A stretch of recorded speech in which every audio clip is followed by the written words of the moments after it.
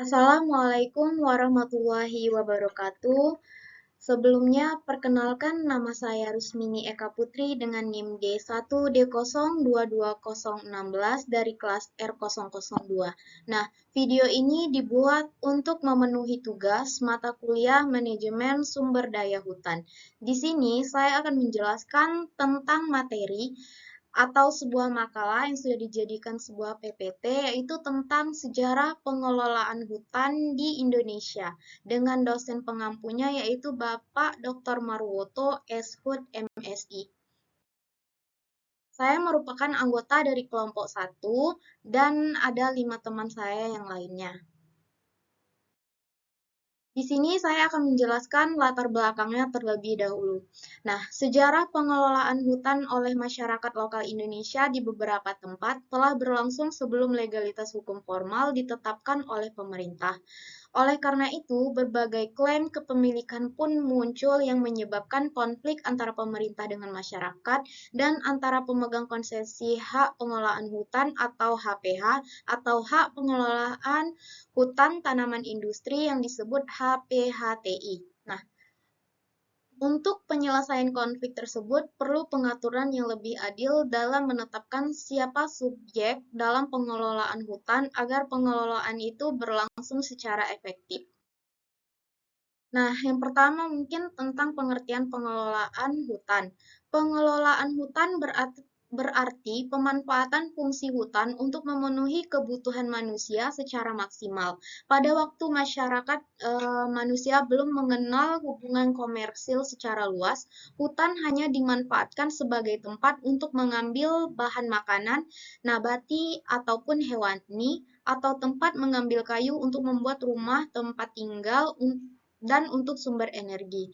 Pengelolaan hutan yang berkelanjutan adalah pendekatan untuk mengelola hutan dengan mempertimbangkan aspek lingkungan, ekonomi, dan sosialnya.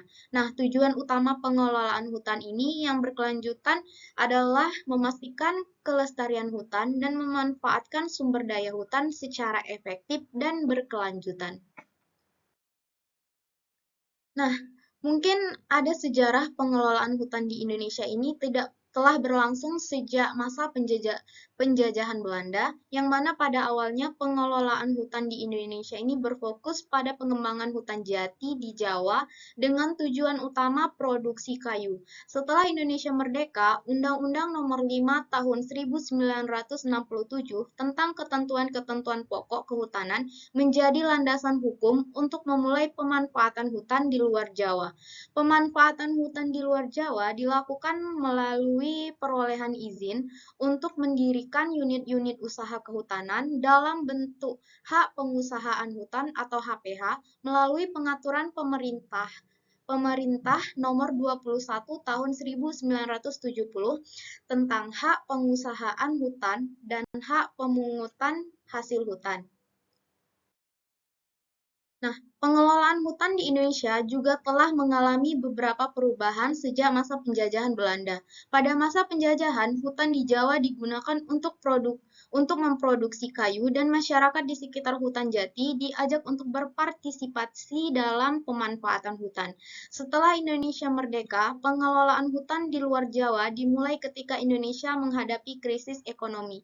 Pada masa ini, pemanfaatan hutan di luar Jawa dilakukan melalui perolehan izin untuk mendirikan unit-unit usaha kehutanan dalam bentuk HPH.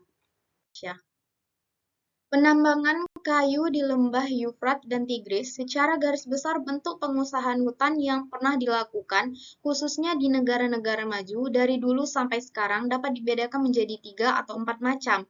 Nah, yaitu yang pertama penambangan kayu, pengelolaan hutan tanaman, pengelolaan sumber daya hutan, dan pengelolaan ekosistem hutan. Yang pertama, penambangan kayu di lembah Eufrat dan Tigris. Penambangan kayu di daerah ini sudah mulai dilakukan sekitar tahun 2000 sebelum Masehi, yaitu pada masa kerajaan Babilonia. Karena sudah berlangsung lama, maka sangat sedikit informasi yang tersedia untuk melukiskan lebih mendalam tentang penambangan kayu di Babilonia ini beserta kerusakan hutan yang telah ditimbulkan. Salah satu ciri kejayaan suatu negara adalah tingginya intensitas perdagangan yang dilakukan masyarakat negara tersebut, termasuk perdagangan kayu. Yang kedua, penambangan kayu di Eropa Tengah dan Barat. Penambangan kayu di daerah ini mulai dilakukan sekitar abad ketiga, yaitu pada waktu Kekaisaran Romawi mulai mengembangkan wilayah jajahannya ke seluruh Eropa Tengah dan Barat. Negara yang paling banyak mengalami kegiatan ini, dan oleh karena itu juga paling besar menerima dampak negatifnya adalah Jerman. Jalan raya yang menghubungkan Frankfurt sekarang ini adalah jalan yang dulu digunakan untuk kepentingan mengontrol daerah jajahan itu oleh Romawi. Di sepanjang jalan ini relatif lebih banyak jumlah kota atau pusat pemukiman yang dulu merupakan pusat-pusat kegiatan penebangan kayu dan pos-pos untuk mengontrol daerah jajahan. Setelah Ordonans de Milon pada 482, Kerajaan Inggris juga mengeluarkan Forest Act yang kemudian disempurnakan lagi pada tahun 1543. Nah, pada periode berikutnya, pendidikan kehutanan lebih berkembang di Jerman. Akademi Kehutanan di Taran dikenal sebagai sekolah tinggi kehutanan yang pertama di dunia. Oleh karena itu, secara konsepsional Jerman juga tampil menjadi negara yang berhasil memperbaiki kerusakan hutan akibat penambangan kayu di Eropa. Nah,